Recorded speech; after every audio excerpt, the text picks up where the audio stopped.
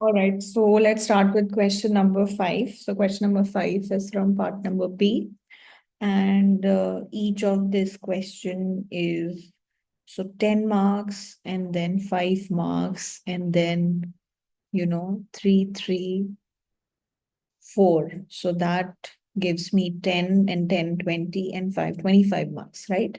So this entire question is for 25 marks. And from section number B, you have to attempt two particular questions. So 50 marks and then other 40 marks from the first portion. Okay. All right. So let's see. Let's start with this first.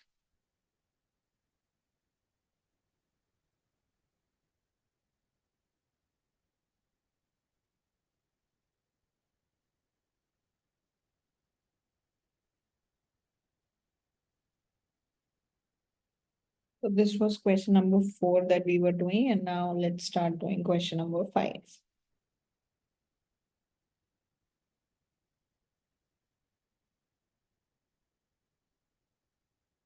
Okay, let's read it. Suppose that suppose the useful lifetime in years of a personal computer is exponentially distributed with parameter lambda.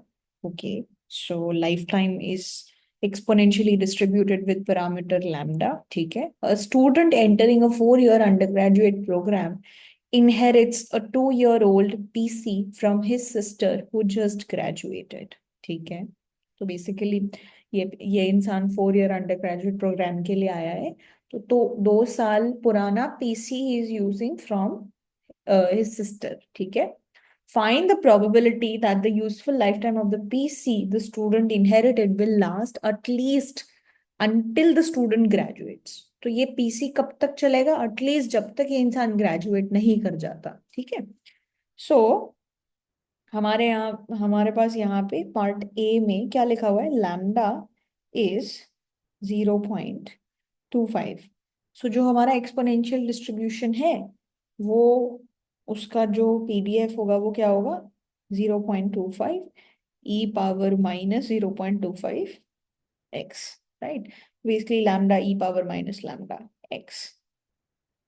ठीक है, this is your PDF, right, of the exponential distribution. और वो PC already 2 साल से चल रहा है because the sister was using it, and you want it to last till the graduation. Graduation is for 4 years, तो यू वॉन्ट कि at least 6 साल तो चले.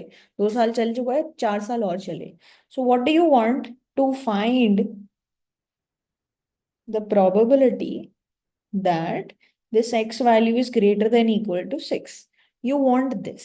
ठीक है, so already this has been operational for 2 years and now you want for 4-year graduate degree. तो 6 साल तक आप चाहते हो कि एटलीस्ट चले. ठीक है, सो आपको सिर्फ ये प्रोबेबिलिटी निकालनी है. तो इस प्रोबेबिलिटी को निकालने के लिए सिंपल सा लॉजिक है. आपको क्या करना है? probability that x is greater than equal to 6 is nothing but the integration going from 6 to infinity, and then ये एफ एक्स का इंटीग्रेशन आपको करना है. That's all. ठीक है, तो what are you going to do? This is 6, this is infinity, this is 0.25, this is e power minus 0.25 x dx. Okay, so let's do that. ये integration कितना हो जाएगा? 0.25 as it is, e power minus 0.25 x का integration e power minus 0.25, और 0.25 के लिए minus 0.25 denominator में divide हो जाएगा. And then you just have to do 6 to infinity. These two get cancelled and then we are left with minus e power minus 0.25x going from 6 and infinity. ठीक है, तो जब आप इसको थोड़ा सा सिंप्लीफाई करोगे, इनफाइनाइट जब पुट करोगे, तो ई पावर माइनस इंफिनिटी मतलब 1/e⁻∞, that means 1/∞, that is tending to 0. तो ये पार्ट इधर माइनस 0 हो जाएगा, माइनस ऑफ माइनस जब आप यहाँ पे 6 पुट करोगे, तो e power minus 6, that is going to give you 1.5 because या 150, राइट? तो 150 एंड देन 2 डेसिमल्स. ठीक है, ये हो जाएगा, right? So that is going to give me e power minus 1.5. So what is e power minus 1.5? Let me calculate that.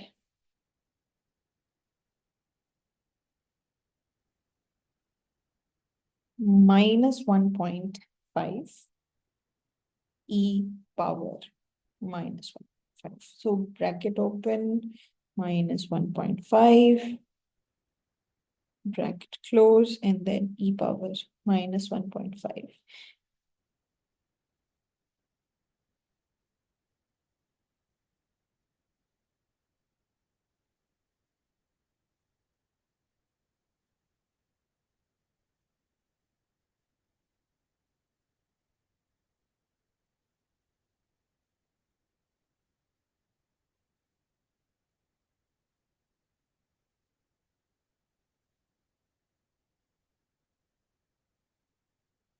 Or you can say 1.5 e raised to the power 1.5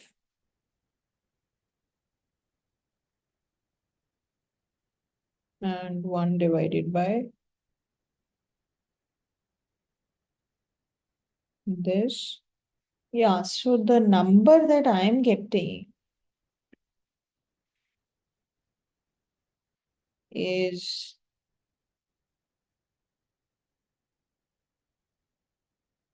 0.2231. This is the number that I'm getting.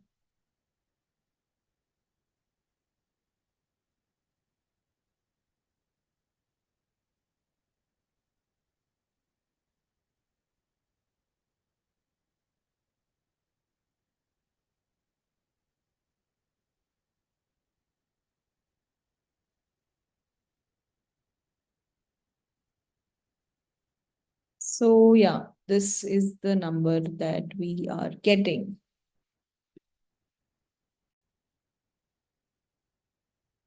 So the probability that the person uses the PC last until this person graduates is 0.2231. ये हमारी probability हो जाएगी, ठीक है?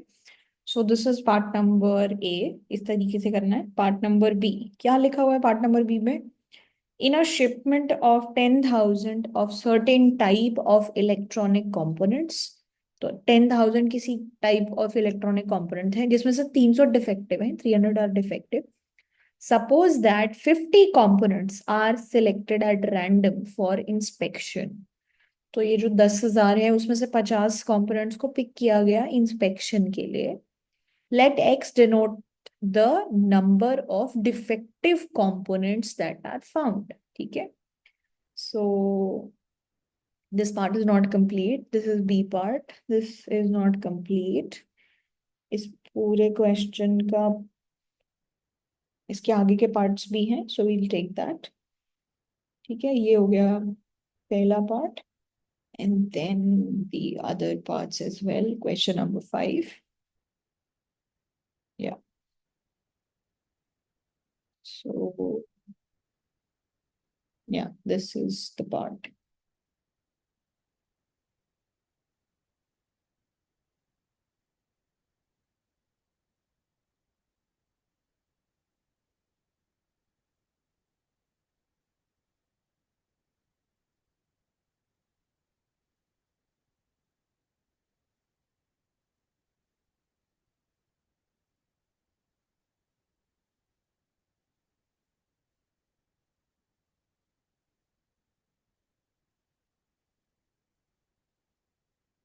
ठीक है. So population, the entire population was 10,000 items, जिसमें से 300 वर डिफेक्टिव. ठीक है. अब उसमें से आपने एक सैंपल पिक किया, कितने आइटम्स का? 50 आइटम्स का. और एक्स क्या है? Number of defective components found. Components found. ठीक है. तो अब आपको क्या निकालना है वो हम लोग यूज करेंगे. ठीक है. तो देखो, सबसे पहली बात तो ये जो डिस्ट्रीब्यूशन है, ये कैसा डिस्ट्रीब्यूशन है? सो लेट्स से m को हम लोग सक्सेस बोलेंगे, total number of success in the population. This is the total population, this is the sample size, and उसमें से कितने डिफेक्टिव आइटम्स आए हैं आपके पास वो आपको बताना है. तो ये किस तरीके का डिस्ट्रीब्यूशन है कि एक ऐसा पॉपुलेशन साइज जिसमें एक गिवन नंबर ऑफ सक्सेस है, उसमें नंबर ऑफ सक्सेस निकालना है when you picked up a sample. This type of distribution is called hypergeometric distribution. ठीक है. So first of all, this distribution is hypergeometric. Hypergeometric distribution. ठीक है. लेकिन अब इसमें क्या है, हमें क्या निकालना है? Probability that x is less than equal to 3. Probability that x is less than equal to 3. ठीक है. ये निकालनी है for the case of hypergeometric distribution. तो हम लोग क्या कर सकते हैं, जब आपकी पॉपुलेशन साइज बहुत ज्यादा है, 10,000 है पॉपुलेशन साइज, तो हम लोग इस केस में क्या यूज कर सकते हैं? Instead of directly using hypergeometric, we can use binomial approximation. ठीक है. इसमें हम लोग बाइनोमियल अप्रोक्सीमेशन यूज कर सकते हैं because of larger population size, because calculation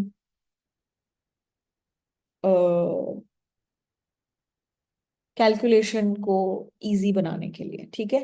एक टिपिकल अप्रोच और हो सकती है, वो ये हो सकती है कि आप इस पर्टिकुलर हाइपरज्योमेट्रिक को बाइनोमियल में आप अप्रोक्सीमेट कर सकते हो, और बाइनोमियल को आप नॉर्मल में भी अप्रोक्सीमेट कर सकते हो if the population size is large. तो for this particular case we can use binomial approximation. So this is ideally hypergeometric distribution, but because of large population size,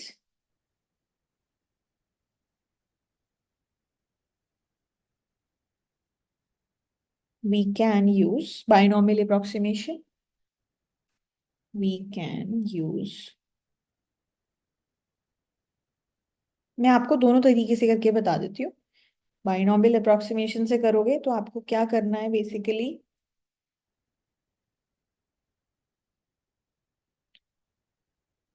so you have to do this. This is basically binomial. आप किस चीज की value निकालने की कोशिश कर रहे हो? 3. When, what is the sample size? The sample size is 50. What is the probability of success? 300 divided by 10,000, which is 0.03. 300 divided by 10,000. So 2020, and then this is 0.03. तो आप या तो ये चीज कर सकते हो, हमारे पास टेबल दी हुई है, टेबल में आप इस चीज को यूज कर सकते हो. सो इसको इस तरीके से लिख सकते हैं. This is just means that x value is going from 0 to 3. This is 50 cx, 0.03 raised to the power x, 0.97 raised to the power 50 minus x. इसको आपको 3 ना, x value 0, x value 1, x value 2, x value 3, ये आप approximate कर रहे हो. तो जब आप टेबल में देखते हो, तो टेबल का यूज करके, जो डिवॉर के पीछे, जो आपके एग्जाम पेपर के पीछे जो बुक दी हुई, जो टेबल दी हुई है, you can use that. That also has the binomial values. Standard normal, cumulative, binomial probabilities. This is cumulative binomial probabilities. n value जो है हमारे पास यहाँ पे कितनी है? 50 है, राइट? तो ये तो n वैल्यू 25 के लिए है, ये n वैल्यू 20 के लिए है, ये n वैल्यू 15 के लिए, n वैल्यू 5 के लिए है. 5, 10, 15, 20, 25.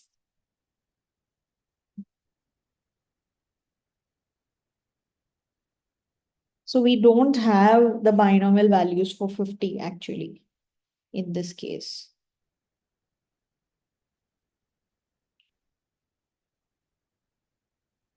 So this is okay. So we can just leave it like this कि okay हमारा आंसर ये आएगा. We don't actually have to get the number. ये एक तरीका हो सकता है आपके पास। या फिर अगर आप डायरेक्टली बिल्कुल प्रॉपरली जो हाइपरज्योमेट्रिक डिस्ट्रीब्यूशन होता है उसमें से अगर आप आंसर्स पिक करना चाहते हो, so you can do that also. This would give you an approximate answer. So the answer that I've written here, that is just an approximate answer for this. ये approximate answer है यहाँ पे। तो if I show you, just a moment, the formula that you can use directly.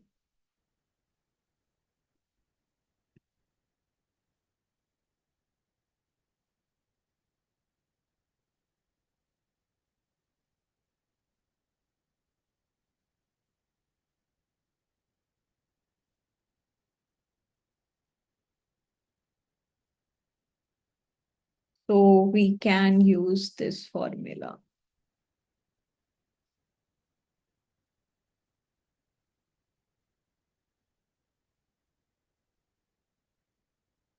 But obviously that will complicate your life for sure. So हमारा जो हाइपरज्योमेट्रिक का distribution होता है that becomes something like this, probability that x is equals to x, वो क्या होती है?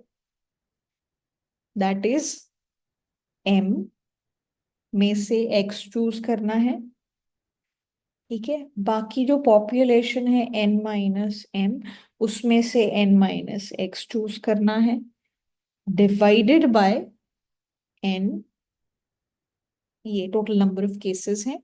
सो how are we supposed to write it? We'll have to write it like this for all the possible values. तो आपको क्या करना पड़ेगा? x की वैल्यू 0 के लिए, x की वैल्यू 1 के लिए, x की वैल्यू 2 के लिए, x की वैल्यू 3 के लिए, राइट। m हमारा यहाँ पे क्या है? 300। n क्या है? पॉपुलेशन साइज 10,000, ठीक है। n जो है हमारा पॉपुलेशन सैंपल साइज है।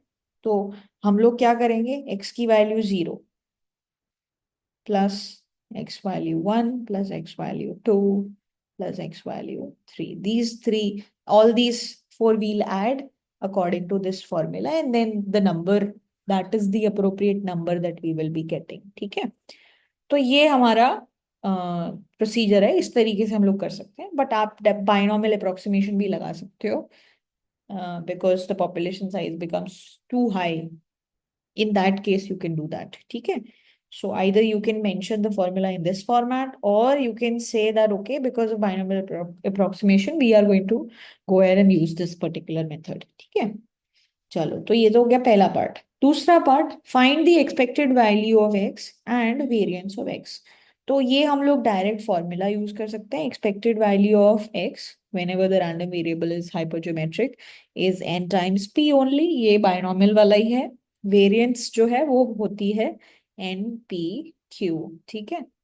सो हमारा यहाँ पे n कितना है? 50। Probability of success which is finding a defective piece in the population, that is 0.03. So that gives me this gives me 1.5, and then the variance is npq, which is 1.5, np which is 1.5, and q is 0.97. So that should give me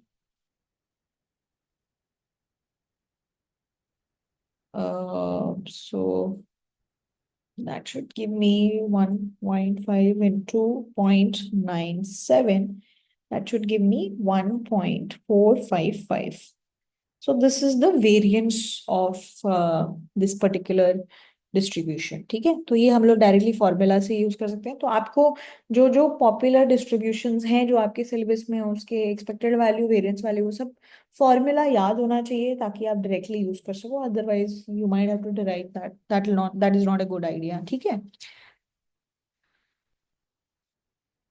Okay, so using this particular idea, you know, this particular third part को अगर हम लोग पढ़ें तो इसमें क्या लिखा है? Find an approximation to the probability p that x is less than equal to 3। तो अब यहाँ पे अप्रोक्सीमेशन करने को बोल दिया, तो बेसिकली आपको यहाँ पे एग्जैक्ट फॉर्मूला यूज करना था हाइपरज्योमेट्री का। So we will not go ahead with this binomial distribution.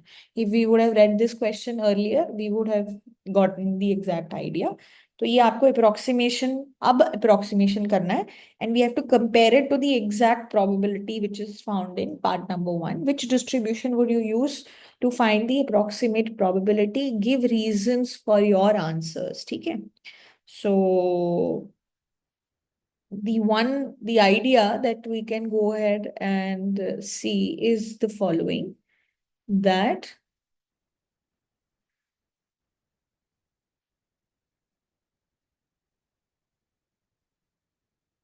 okay, तो अब हमें approximation के लिए हम लोग binomial distribution, we can go ahead and see that.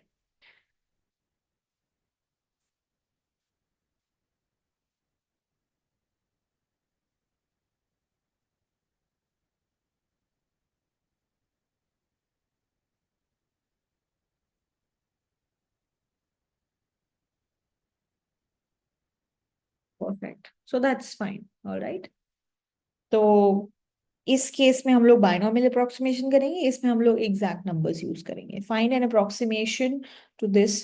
सो ये जो वैल्यू निकाली है ये हमारी पार्ट 3 का आंसर हो जाएगा, और ये जो वैल्यूज इस हिसाब से आप सम करोगे, that will be the answer for your first part. ये आपका सिचुएशन हो जाएगा. And give reasons for your answer, because whenever this n by n ratio is very very small, so अगर population size capital N है and this n by n is very very small, which is n की value 50 है out of 10,000, which is very very small, so in that case we can use the approximations. ठीक है. This is the logic that we can give here. All right. So अब exact calculation is something that you will have to do. Okay. So part number 3 में क्या है? We'll use binomial distribution.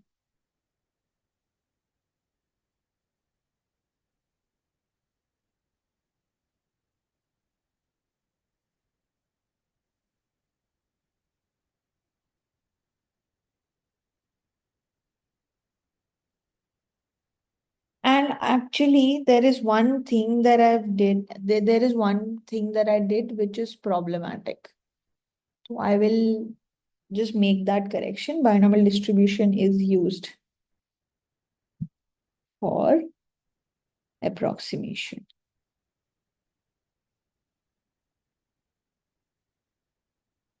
ठीक है, ये आप binomial approximation यूज करोगे. And apart from that, यहाँ पे देखो जो वेरिएंस का फॉर्मूला आएगा हमारे लिए वो N,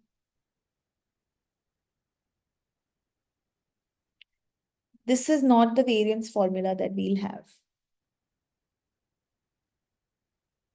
Okay, the variance formula that we have for hypergeometric is this: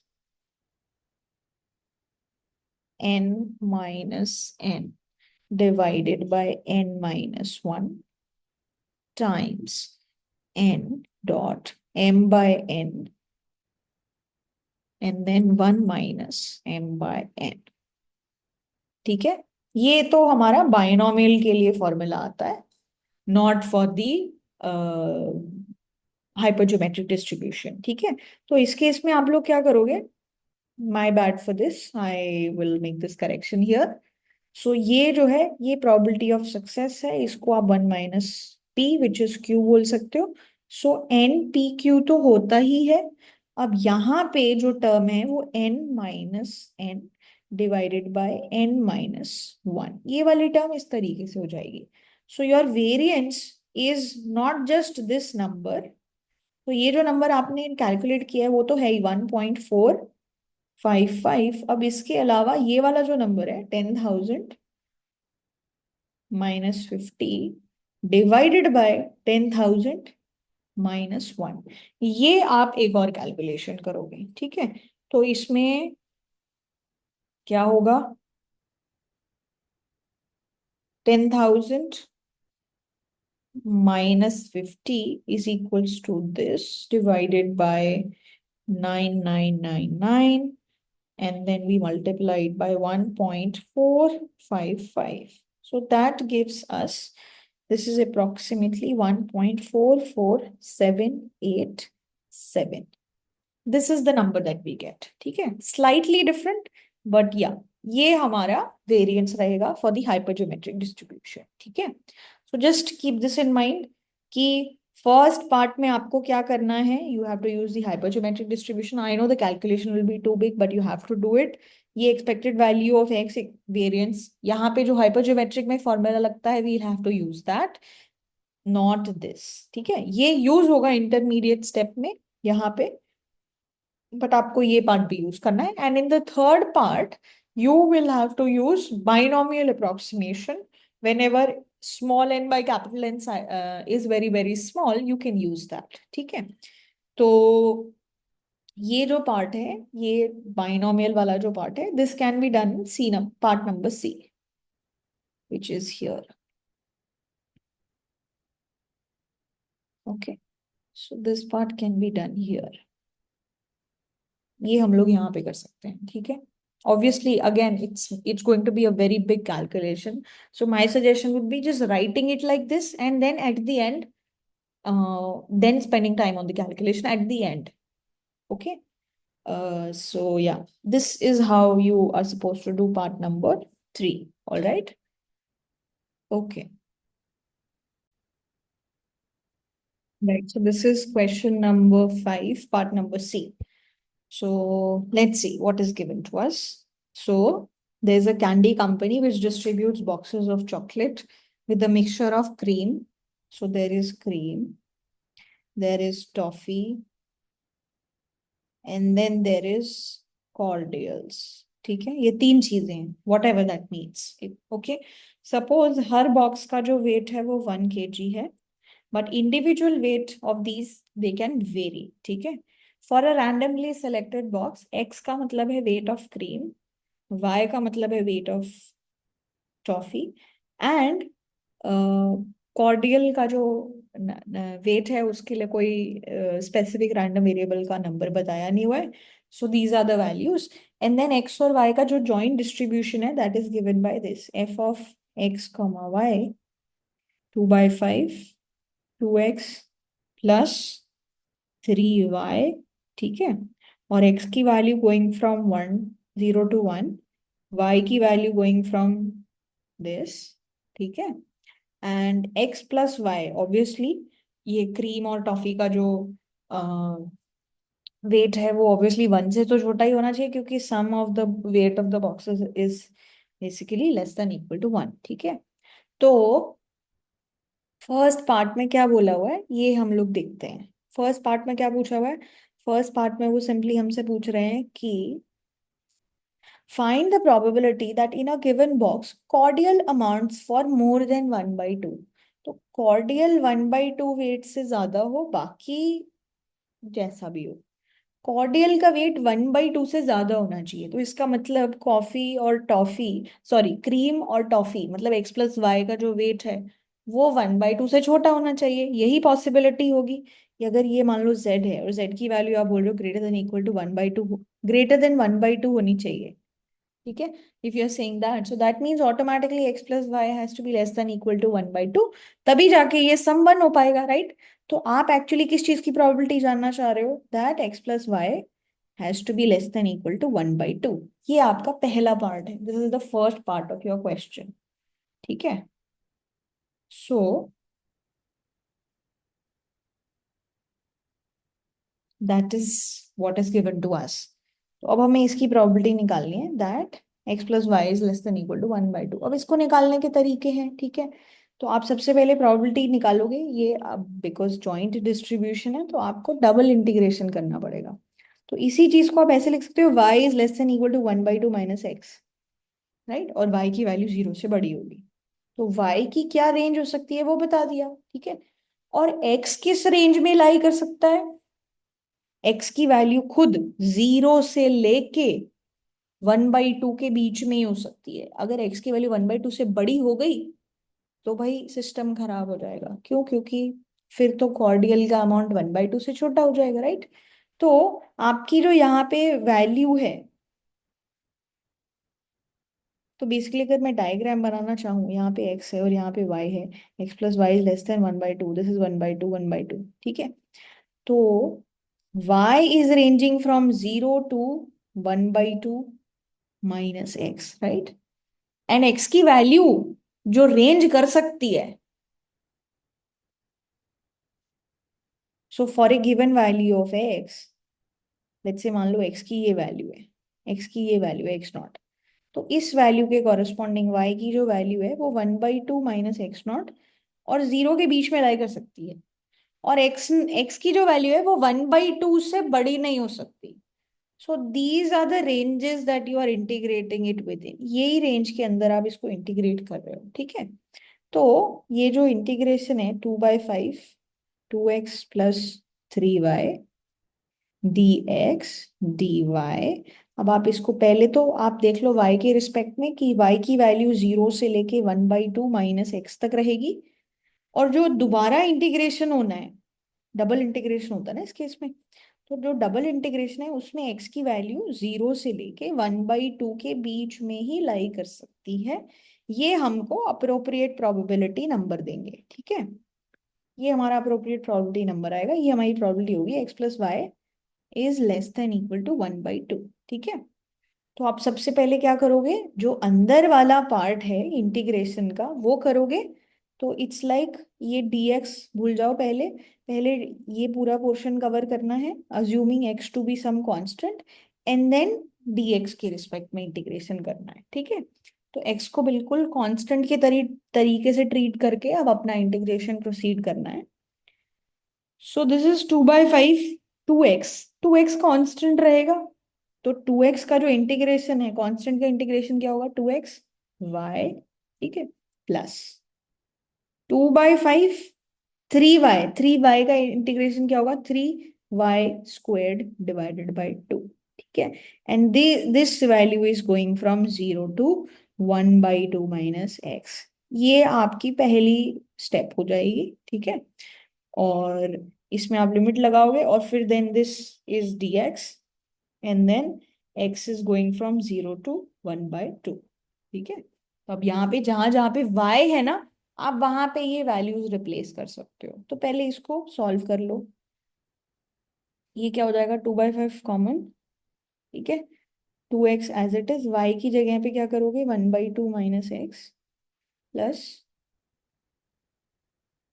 3/2, y² की जगह पे 1/2 माइनस x होल स्क्वायर, ठीक है। और जहां जहां पे भी 0 अगर आप पुट करोगे तो यहाँ पे 0 आ जाएगा और यहाँ पे भी 0 आ जाएगा, so that part is automatically removed, ठीक है। और ये हो जाएगा dx and then x is going from 0 to 1/2, ठीक है। तो अब यहाँ से थोड़ा सा अगर सिंप्लीफाई करना चाहो तो देख लो कि क्या हो सकता है। सो यहाँ पे the number that you are going to get is,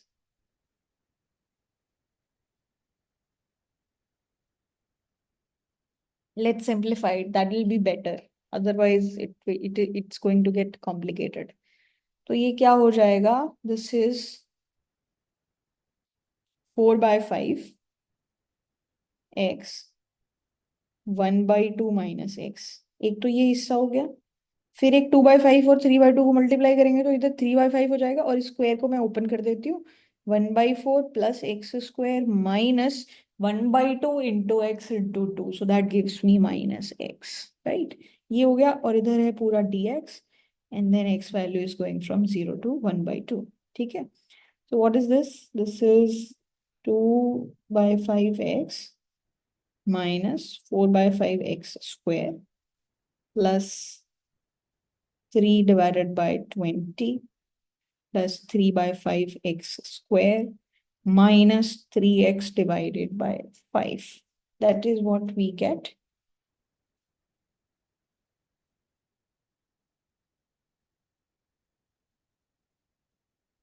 ठीक है, ये आप इसी तरीके से लिख दोगे यहाँ पे 2/5 x and then 4/5x square and then 3/20 and then 3/5x square and then minus 3x divided by 5. That is what you will do here. And then we simply have to do 0 to 1/2 dx. ठीक है, तो let's see what are we going to do here. So everywhere, if you do this and this, so that is going to give me minus 1 by 5x. If you do this and this, that is going to give me minus x square divided by 5, and this is plus 3 by 20 dx going from 0 to 1 by 2 is equals to, अब यहाँ पे क्या हो जाएगा, minus 1 by 5 x square divided by 2 minus x power 3 divided by 15 and then plus 3 by 20 x, right? And the limit value going from 0 to 1 by 2. अब 0 0 वाली तो portion हर जगह 0 हो जाएगा, 1 by 2 पे क्या करोगे, minus 1 by 10, 1 by 4, minus 1 by 15, 1 by 8 plus 3 by 20 into 1 by 2. अब ये देख लेते हैं ये क्या है, गलती से कहीं नेगेटिव ना हो जाए बस. So then we'll have to check everything again. ये माइनस 1 by 40 हो गया, ये माइनस 15, 4 is 60 and then 120. ठीक है, and then this is 3 by 40. ठीक है, ये हो जाएगा फिर से -2, this is 2 by 40 and then this is -1 by 120. ये जो हो जाएगा ये हो जाएगा 1 by 20 minus 1 by 120. That gives me LCM is 120. इधर में 6 minus 1. So that gives me 5 divided by 120 and that gives me 1 divided by 224. So the probability that x plus y have to be less than equal to half is 1 by 24. This is the probability number that we are going to get. ठीक है, ये probability number मिलेगा. So just make sure that you are just doing the integration properly and that will be all. ठीक है, तो ये तो हो गया पहला हिस्सा, फर्स्ट पार्ट. अब उसके बाद दूसरी चीज जो पूछी हुई है वो क्या है, what is the probability that weight of coffee in the box, weight of toffee in the box, toffee is y. तो y की वैल्यू जो है that is less than 1 by 8. No, given that it is known that cream constitute 3 by 4 of the weight. तो 3/4 of the weight, 3/4 of the kilogram is cream. तो x की value अगर 3/4 है तो y की वैल्यू लेस देन 1/8 होगी. इसकी probability आपको बतानी है, राइट? सो अब यहाँ पे आप क्या करोगे, यहाँ पे we are going to use the concepts of conditional probability. Conditional के क्या केसेस देखे थे हमने, कि अगर मान लो कोई इंसान हमसे ये पूछे कि सपोज, तो हमें कंडीशनल पीडीएफ बनानी पड़ेगी, राइट? तो फर्स्ट का ही नेक्स्ट पार्ट है ये. तो we are doing it like this, कि अगर कोई पूछे कि f of Y, y value क्या होगी given you have some x value, so y given x value, तो that is nothing but f of x comma y. इसमें आप y वैल्यू पुट कर दो and then f of x given x. ठीक है, so this is what you get, right? तो अगर मान लो मैंने आपको बता दिया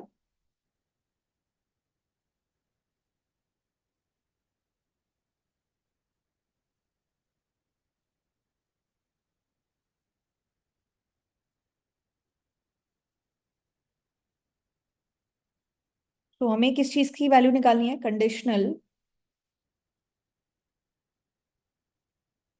PDF of y given x is equals to 3/4, ये निकालना है, राइट? तो ये क्या होगा, f of y given x, y given 0.75, that will be equal to what, ये जो नंबर था ये कितना था,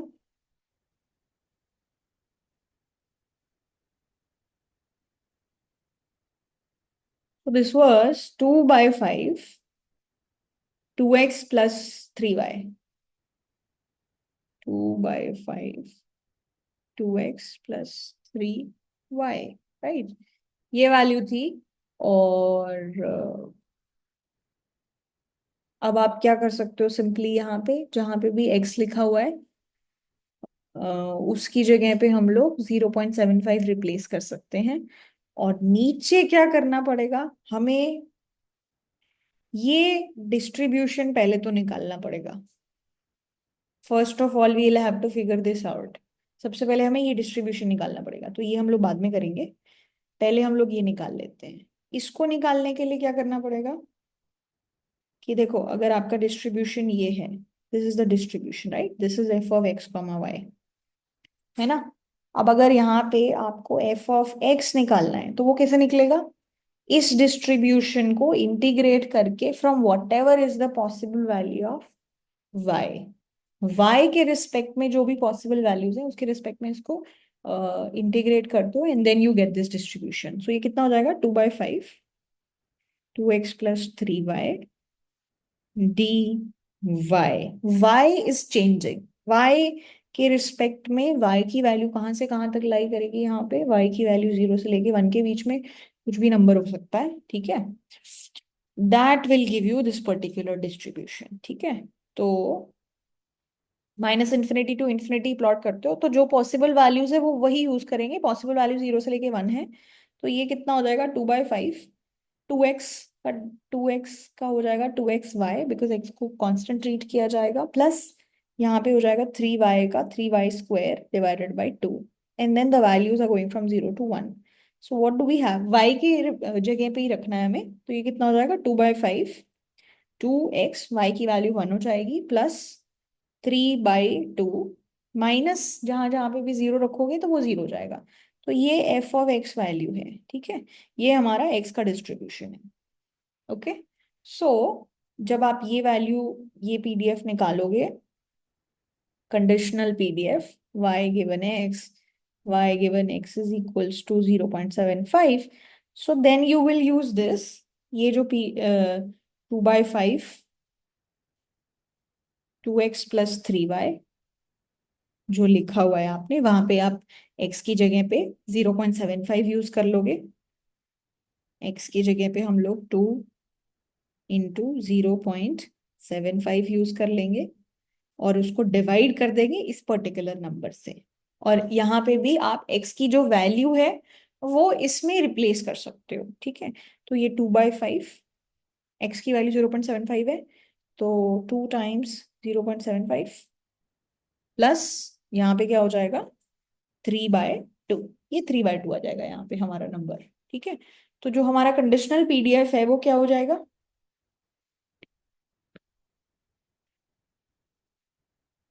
2/5 cancel, we gate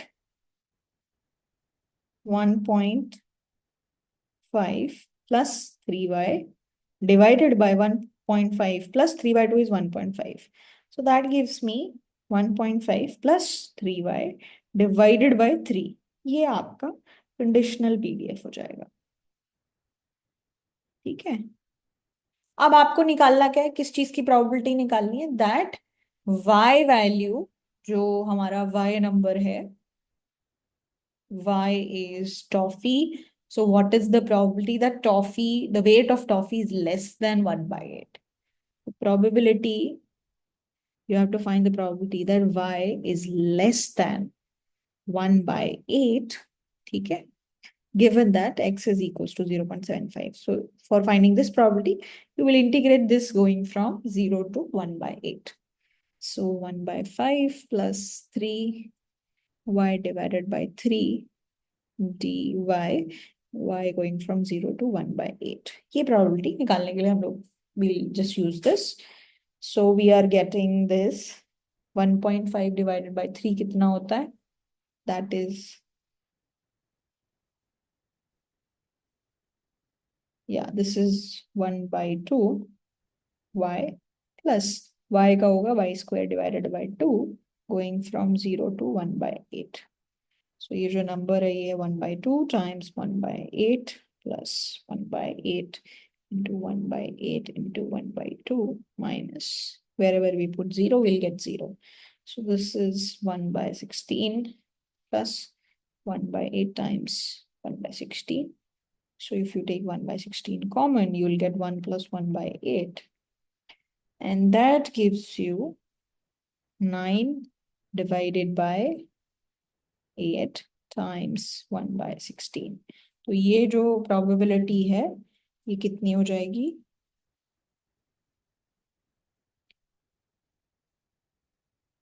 9 divided by 16 in 9 divided by 16 divided by 8. So that gives me 0.0703125. This is the probability that y will be less than 1 by 8, given that x is equals to 0.75.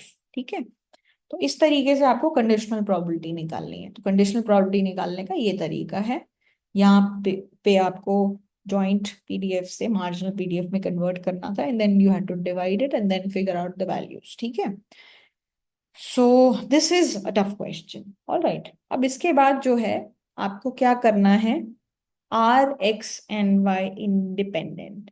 क्या X और Y independent है? Explain using appropriate statistical measures. तो क्या use कर सकते हो आप independent show करने के लिए?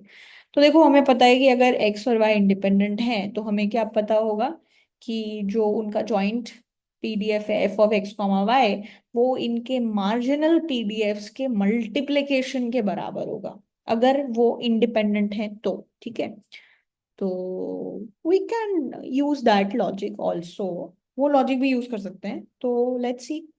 तो देखो, जैसे हमने यहाँ पे ये तो निकाल ही लिया,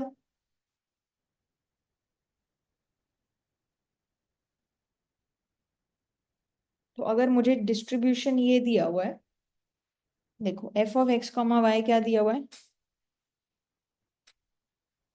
2/5। क्या दिया हुआ है, एक सेकेंड,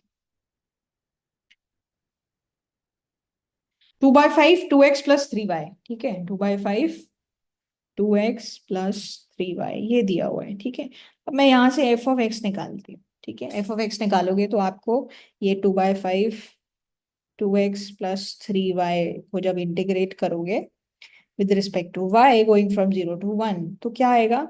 ये हमने जस्ट अभी अभी किया है। ठीक है, तो what do you get? You will get 2/5 2x 2xy, because x को कांस्टेंट की तरह ट्रीट करना है यहाँ पे, and then 3y² divided by 2, and then y going from 0 to 1। So y जहाँ पे 0 है तो 0 हो जाएगा, 1 पे जब आप करोगे तो ये हो जाएगा 2/5 2x प्लस 3/2, ये हो जाएगा। और फिर यहाँ से क्या हो जाएगा, 4x डिवाइडेड बाय 5 प्लस 3/5, ये हो गया एफ ऑफ एक्स। ठीक है, अब आप सिमिलरली एफ ऑफ वाई निकाल सकते हो। वो कैसे निकलेगा? इसी चीज को 0 से 1 इंटीग्रेट करना है। Now X is changing, Y has to be kept constant. Okay, तो ये जो है क्या हो जाएगा, यहाँ से 0 से 1, क्यों? क्योंकि एक्स की पॉसिबल वैल्यू 0 से 1 है, वाई की पॉसिबल वैल्यू 0 से 1 है। ठीक है, तो अब यहाँ पे अगर आप 2/5 करते हो, 2x का क्या हो जाएगा, 2x² डिवाइडेड बाई 2, 3y का हो जाएगा 3y(x), and then this value is going from 0 to 1, wherever you put 0 0 हो जाएगा। 1 पे क्या करोगे, 2/5 1 रखोगे तो यहाँ पे तो वैसे भी 1 है, और प्लस इधर हो जाएगा 3y। ठीक है, तो that gives you 2/5 plus 6/5y। This is F of y times y। ठीक है, तो अब देख लो कि आपका जो कंडीशन है कि f of x comma y should be equal to f of x dot f of y, is this getting satisfied और not? So f of x comma y is this 2/5 2x plus 3y। ठीक है, और अगर आप इनको multiply करते हो तो definitely they are not equal, because this is 4x plus 5/3/5, and then this will be multiplied by 2/5 plus 6/5y, and they will be terms containing x into y, so not independent, they are not independent। ठीक है, So we've used the rule to apply to see whether this is independent or not. So the answer is they are not independent at all. Okay. So this is how we can go about doing question number 2. Okay. So within question number 1, there were 2 parts. And then within question number 2, that was a single question. Okay. So question number 5 actually 25 marks का था, इसलिए इसमें काफी सारी चीजें थी, 3 अलग-अलग हिस्से थे. So first was exponential distribution and उसके अंदर हमारे पास थोड़ा सा लॉजिक लगाना था दैट 6 ग्रेटर देन 6 वाली सिचुएशन हो, एंड देन बाकी जगह पे we have separate. Then the other one was for hypergeometric, and then the other one was for joint distribution. Okay. So I hope this helps, and we'll do the next question in the next class. Okay. 2 more questions are left, question number 6 and question number 7, and they are also for 25 marks. So they actually have 3 questions within them. So yeah. Okay. All right. Thank you so much. Take care.